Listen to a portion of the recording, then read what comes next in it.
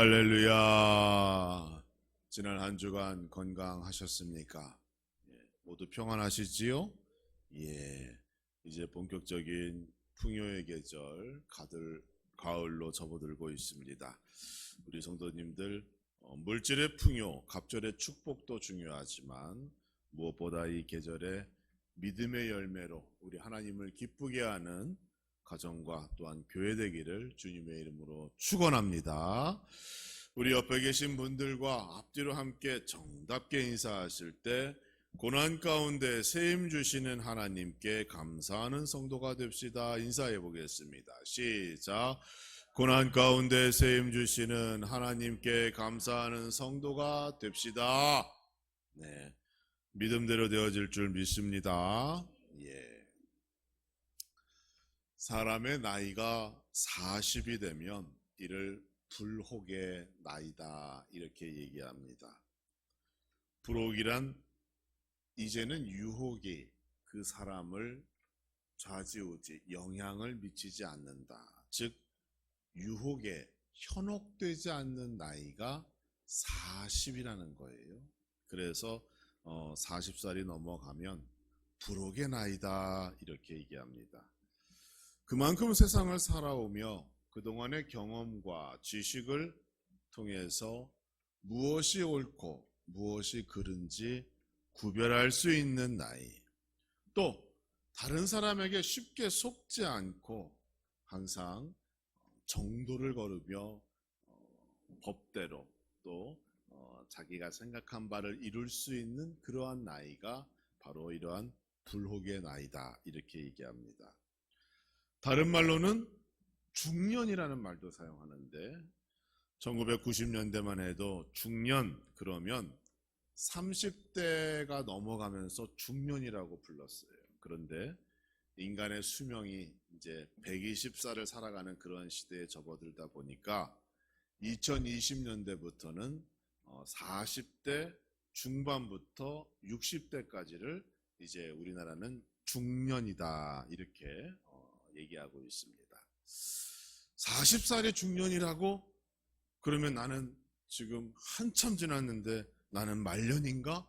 이렇게 슬픈 생각을 할 수도 있는데 걱정하지 마세요. 점점점 중년의 시기가 늘어나고 있습니다. 이제 60살까지라고 보는데 지금은 65세, 70세 그렇잖아요. 요즘 한갑잔치도 안 하잖아요. 그렇죠? 워낙 젊게 사시니까 그렇습니다. 불혹이든 중년이든 이 말들이 뜻하는 바가 있어요. 인생의 절반 이상을 지나고 있다는 뜻이고 전체 인생의 시간을 볼 때 가장 중요한 시간이다. 또는 진정한 인생의 황금기를 보내고 있다라는 의미가 거기에 담겨져 있는 것이고 이제는 자기의 인생에 자기가 책임질 나이가 되었다라는 것을 뜻합니다. 오늘 본문의 주인공이 있지요. 히브리서 11장에서는 믿음의 선진들에 대한 많은 인물들이 등장하는데 오늘의 주인공은 모세입니다. 모세가 이 중년의 나이, 이 불혹의 나이를 맞이했어요. 사도행전 7장 22절에서 23절의 말씀을 보면 나이 40을 먹은 모세를 다음과 같이 말씀합니다. 모세가 애굽 사람의 모든 지혜를 배워 그의 말과 하는 일들이 능하더라. 나이가 40이 되매 그 형제 이스라엘 자손을 돌볼 생각이 나더니 이렇게 되어 있어요. 그러니까 모세의 나이 40이 되었을 때 어떤 생각이 났어요? 자기의 민족, 자기의 동족, 내가 좀 그들을 어떻게 도울 수 있을까 하는 그러한 좋은 생각이 그때 들었다는 겁니다. 사람이 철이 든다라는 말이 있죠. 보통 생각하는 것이 깊어지고 어른스러워지고 부모님의 마음을 깨닫게 되면 그때 뭐라 그래요? 철들었다 이렇게 얘기합니다. 사전적으로는 사리 분별을 하고 판단하는 힘이 생긴다. 그때를 철이 들었다라고 해석한다고 그래요. 신앙적으로도 이러한 철이 들 때가 있습니다. 하나님의 마음을 이해하고 말씀대로 살고자 노력하고, 그리고 받는 믿음에서 이제는 드리는 믿음으로 내가 살아야겠다, 이런 마음이 들면 그분은 신앙적으로 철든 겁니다. 그런 의미에서 모세가 나이 40세에 철이 들었어요. 왜요? 그동안 애굽의 왕자로 있으면서 애굽의 모든 지혜를 익혔어요. 공부했어요. 거기에 능통했어요. 그러니까 이제 그것 가지고 세상에 나아가 성공을 꿈꾸며 살아도 되어야 할 그 시기에 그가 누구를 생각했는가 하면 내가 누구인가? 자기의 정체성을 생각했어요. 하나님께서 원하시는 삶은 무엇일까? 내가 같은 민족, 저 고생하는 노예 히브리인들을 어떻게 도울 수 있을까? 거기에 대하여 염려하고 생각하게 되었다는 겁니다.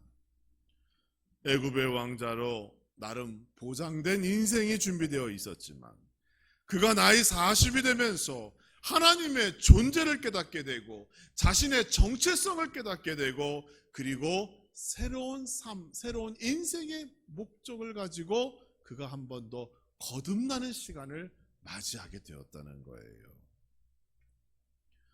중년의 나이에 하나님을 생각하고 어떠한 삶을 살아야 하나님이 기뻐하실까? 이것을 고민한다는 것, 너무도 중요한 일입니다. 사실 모세는 평안하고 행복한 왕자의 삶을 살기보다 그는 왕궁에서 시간이 흐를수록 두렵고 근심이 있고 염려가 있는 인생을 살아가야 했어요. 그가 애굽의 왕자라는 신분은 있었지만 그가 히브리 사람이라고 하는 그 사실은 변함이 없습니다. 인간의 역사가 보여주고 있죠. 왕의 자리를 넘볼 수 있는 그러한 나이가 되어지면 위기감을 느끼는 거예요. 내가 언제 어떻게 죽임을 당할지 모르잖아요. 애굽 사회가 모세가 나이 40이 되면서 왜 경계하지 않았겠어요? 저거 공주가 어디서 주워온 사람인데 저걸 어떡하지? 이러한 생각을 왜 안 했겠어요? 같은 왕실이라도 나는 왕자의 신분이긴 하지만 경계의 눈초리가 왜 심하지 않고 견제가 있고 자기가 그런 것들을 왜 못 느끼며 살겠어요? 그러니까 우리는 상상해 볼 수가 있습니다. 모세가 그렇게 행복한 왕자의 삶을 사는 것은 아니었겠구나.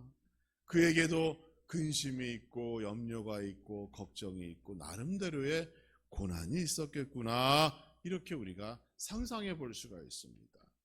이러한 상황에서 모세가 하나님을 생각하게 됩니다. 자기의 민족을 생각하게 됩니다. 그런데 문제가 있어요. 어떠한 문제인가 하면 하나님에 대해 생각해도 이것이 막연한 믿음과 신앙이라는 거예요. 왕실 안에서 여러분 바로, 애굽의 왕을 바로라고 얘기하잖아요. 거의 신과 동급과 같은 그러한 존재입니다. 그러니까 왕실 안에서는 여호와라고 하는 다른 신을 배울 수 있는 시간이 없어요. 기회가 없는 거예요. 율법을 배웠을까요, 모세가?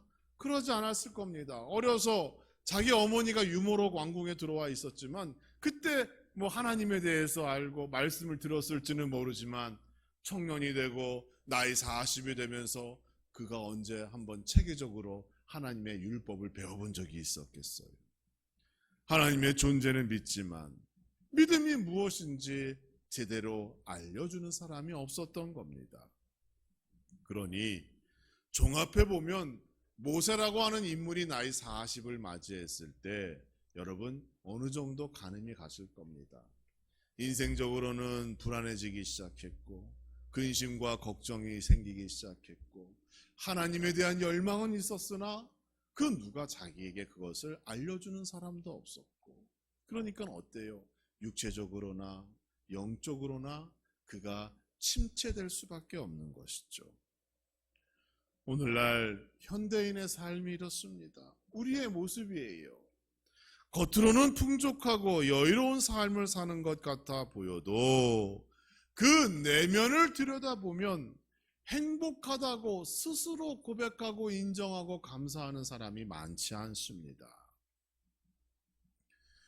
저기 외국에서 한국 가면 몇 년만 고생하면 큰 돈을 벌 수 있다라고 그렇게 우리나라에 들어와서 일하고 싶어 한대요. 그렇죠? 그러니까 중국에서는 배를 타고 우리나라 서해안에 몰래 들어오다가 요즘에 많이 적발되고 그럴 정도로 우리나라를 그렇게 선진국이고 가면 돈 많이 버는 나라, 아마 그들이 눈으로 볼 때 우리나라는 천국과 같을 겁니다. 거기만 어떻게 들어가기만 하면 돈 벌 수 있고 한 달만 일하면 여기서 버는 것 몇 년치 벌 수 있다고 그러고 뭐 그런 소문을 들으면 대한민국이 정말 천국과 같은 그러한 나라라고 그들은 이해할 겁니다. 그런데 정작 우리는 그 천국과 같은 대한민국 안에 살아가면서도 우리는 천국이라고 느끼지 못해요. 여러분, 이것을 보면 환경이 사람을 행복하게 만드는 것이 아님을 여러분 아셔야 합니다. 여러분, 여기 살다가 대전 가고 천안 가고 서울 가 살면 행복해질 것 같아요? 그렇지 않아요, 여러분. 저 강남에서 평생 살다 왔잖아요. 저 지금이 행복한데 다시 거기 가기 싫은데 주차하기도 힘들고 맨날 싸워야 되고 아우 복잡해. 여러분, 환경이 여러분의 행복을 만들어주는 게 아닙니다. 물질이나 권력, 명예가 조금 더 편한 삶의 환경이 여러분을 행복하게 해주는 게 아니에요. 인간의 행복은 그 영혼이 하나님과 함께 하고 있는가 여기에 달려 있어요. 인간의 행복이 사람의 모든 것들을 주관하시는 하나님의 그 주권적 영역에 내 삶이 포함되어져 있는가? 다시 말하여 하나님이 내 인생을 주관하고 있는가? 여기에 여러분의 행복이 달려져 있는 거예요. 그러니까 여러분, 오늘 이 시간이 여러분이 가장 행복한 시간임을 믿으시기 바랍니다. 그러한 믿음대로 살아가야 믿음대로 되어지는 것이고 여러분의 인생이 달라지는 것이고 하나님께서 더욱더 큰 축복의 길로 여러분을 안내하고 인도하는 거예요. 불평하고 부족한 것만 계산하고 짜증내고 그래 봐야 나만 가슴 아픈 거예요. 반대로 나에게 주어진 삶 속에서 감사의 조건을 찾으시고 그럼에도 불구하고 나와 함께 하시는 하나님, 나를 인도하시고 건강 주시고 생명 주시고 매일매일 일용할 양식으로 채워주시는 하나님, 그 하나님을 발견하는 인생이 복되고 아름다운 인생인 줄 믿으시기 바랍니다.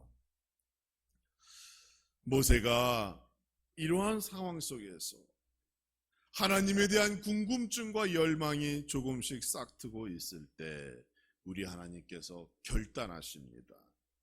그를 광야로 초대하는 중대한 결정을 내리시는 거예요.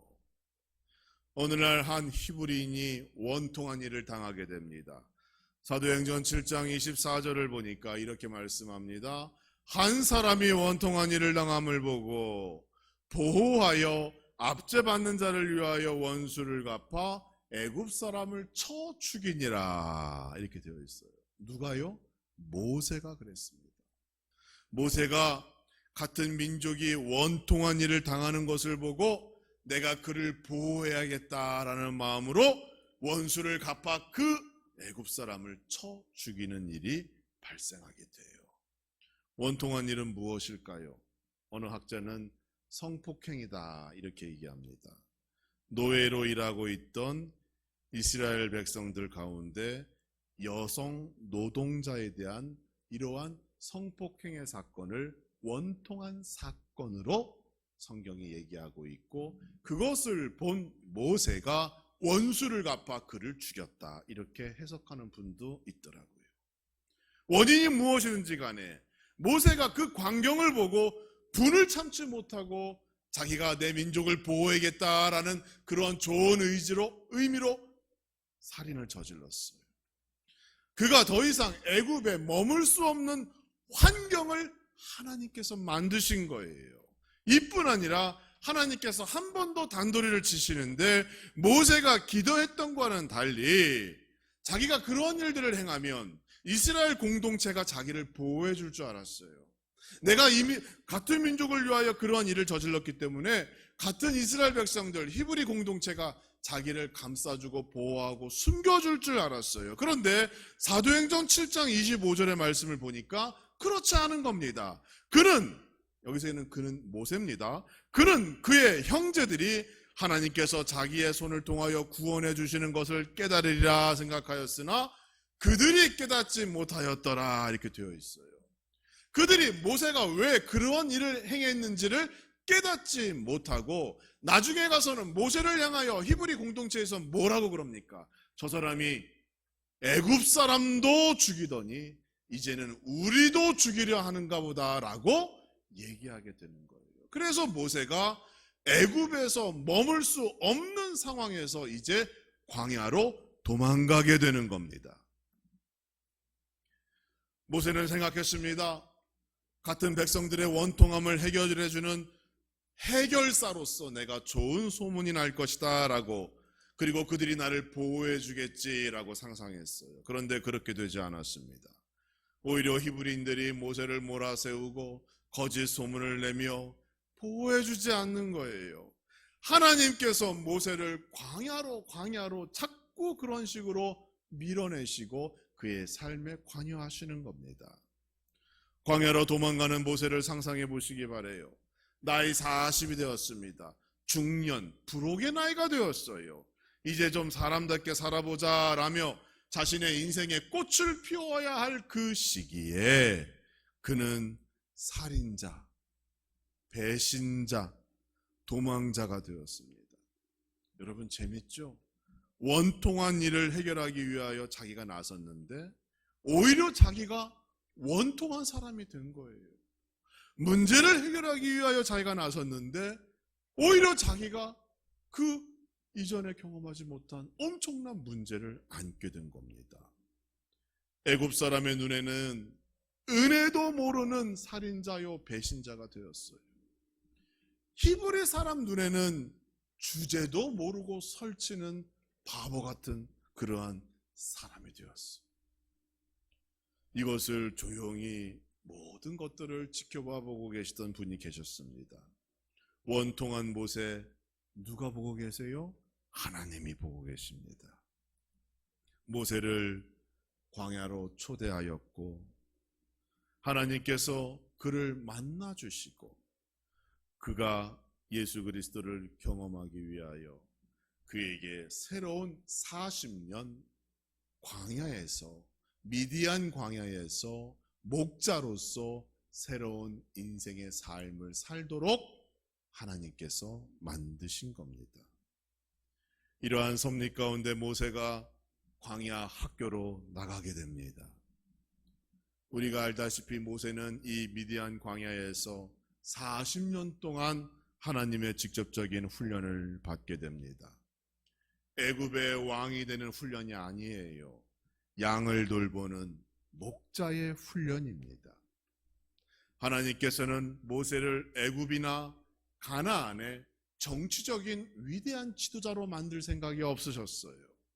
모세를 광야의 지도자가 되어 새로운 역사를 준비하는 인물로 우리 하나님께서 계획하시고 그를 다루신 겁니다. 우리는 날마다 하나님의 축복을 사모하며 그 복을 받기에 합당한 그리스도인이 되고자 기도합니다. 오늘도 믿음의 열매를 맺는 성도가 되기 위하여 하나님께 기도하였어요. 그런데 대부분의 경우 하나님의 축복을 생각할 때에 그 축복이 고난 그 뒤에 온다는 사실은 외면합니다.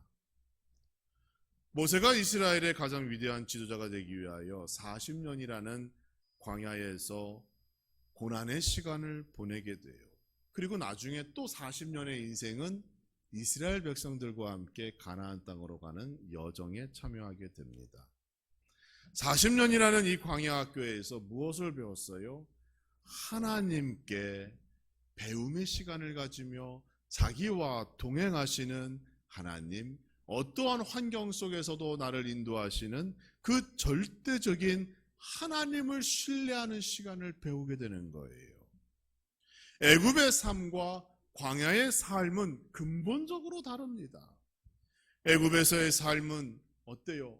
마음껏 고기를 먹고 음료를 마시고 좋은 옷을 입고 그렇게 살아가는 인생이지만, 광야에서는 마실 물 한 컵도 찾아보기 힘든 죽음의 장소가 광야입니다. 출애굽을 한 이스라엘 백성들이 앞으로 살아가야 할 그 광야는 생명이 아니라 죽음과 가까운 장소예요. 이러한 곳에서 그가 어떻게 그 많은 백성들을 이끌고 약속의 땅으로 갈 수 있을까요? 말로 가능합니까? 계획을 잘 세우면 절반은 성공한 걸까요? 그렇지 않습니다. 모세는 처음부터 다시 배워야 했어요. 광야라는 그곳에서 인내와 성실과 온유함을 배우는 거예요. 그동안 애굽의 왕자로 지내왔던 그 모든 때를 빼버리고 광야 40년 하나님과 동행하며 목자로서의 자질, 하나님을 신뢰하는 방법, 그것을 40년 동안 배우고, 그리고 나중에 또 40년을 그것을 실천하며 이스라엘을 가나안 땅으로 인도하는 그러한 역사의 주인공이 되어가는 겁니다. 우리는 젖과 꿀이 흐르는 가나안 땅의 축복이 오늘도 나의 가정, 내 기업에 임하고 반복되어지기를 원하며 기도합니다. 그러나 그 누구도 외로움과 배고픔의 시간이 있었던 40년의 광야, 그 고난의 시간은 원치 않습니다. 믿기만 하면, 기도하기만 하면 곧바로 하나님의 축복이 임할 것이라고 믿지만, 그 축복 전에 고난도 있고 시험도 있고 배움의 시간도 필요하다는 것을 우리는 원치 않습니다. 사랑하는 성도 여러분, 모세의 삶을 통하여 지금 내가 원하는 대로, 뜻하는 대로, 계획하는 대로 잘 안 되어진다 할지라도 그 뒤에 숨겨진 하나님의 그 축복, 하나님의 은혜와 사랑을 믿고 지금의 시간을 잘 견뎌나가는 여러분 되시기를 주님의 이름으로 축원합니다. 지금의 고난이 여러분에게 그 축복의 시간으로 이어지는 마중물이 되어지는 거예요. 그러니까 여러분, 매일매일 감사하시고 매일매일 소망을 가지시고 매일매일 기쁨 속에 행복한 삶을 스스로 살아가기를 수고하는 여러분 되시기를 주님의 이름으로 축원합니다. 하나님께서 모세를 이 미디안 광야 40년의 시간 동안 집중하여 가르친 것이 있어요. 무엇인가 하면 목자의 마음을 알게 하셨어요. 목자를 우리는 보통 목회자라고 이해합니다. 그러나 그렇지 않습니다. 여러분의 가정에서 목자가 누구예요? 바로 여러분의 자신이에요. 여러분이 경영하는 기업에서 목자가 누굽니까? 바로 여러분의 자신이 목자가 됩니다. 농사를 짓지요? 그 농사를 누가 집니까? 여러분이 짓잖아요. 여러분이 목자인 거예요. 목자의 마음에 있는 성도가 십자가의 마음을 품는 것이고 긍휼의 마음을 품는 것이고, 목자의 마음을 알아야 하나님의 마음을 알 수 있는 거예요. 목자는 양에 관하여 그 누구보다 잘 알고 있는 사람입니다. 그래서 좋은 목자는 양을 이해하고 양을 행복하게 만드는 거예요. 여러분께서 목자로서 그 가정을 인도하고 있다면 여러분의 가정과 가족을 행복하게 만들어야 할 책임이 여러분에게 있는 겁니다. 양은 온순한 것 같아 보이지만 실제는 무척 까다로운 동물이라고 합니다. 양은 두려움이 있으면 결코 자리에 눕지 않는다고 그래요. 겁이 많은 동물이기 때문에 약간 의심이 있고 걱정이 있으면 눕지도 않고 쉬지도 않는다고 그래요. 그래서 양이 누구를 의지하는가 하면 목자를 의지한답니다. 목자가 옆에 있어야 마음이 안심이 되어 그때부터 눕고 쉬고 평안해진다고 합니다.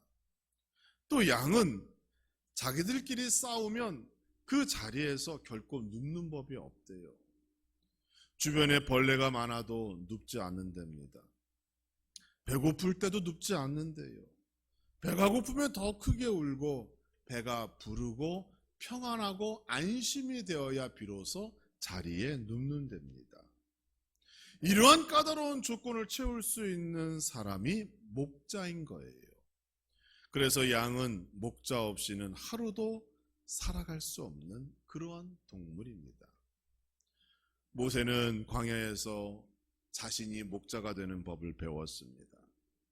그리고 가장 큰 경험을 하게 돼요. 뭔가 하면 하나님께서 진정한 자신의 목자임을 그 광야에서 경험하게 됩니다.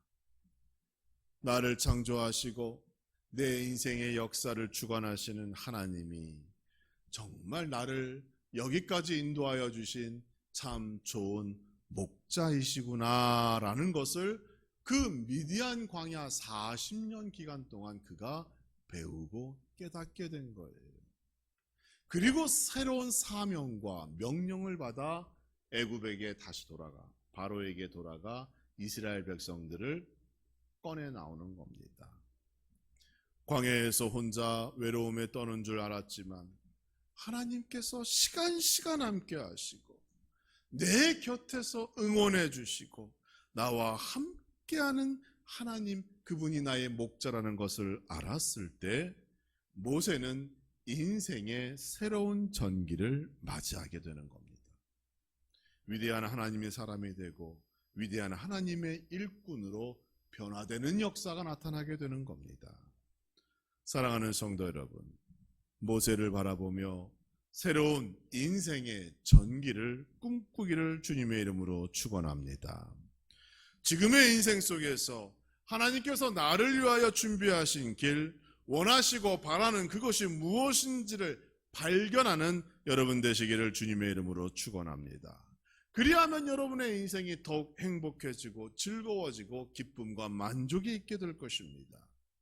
만약 지금이 고통과 고난의 시간이라고 생각되어진다면 마치 광야 40년의 시간을 보내는 것 같은 아픔과 외로움이 여러분 마음 가운데 있다면 여러분 희망을 가지세요.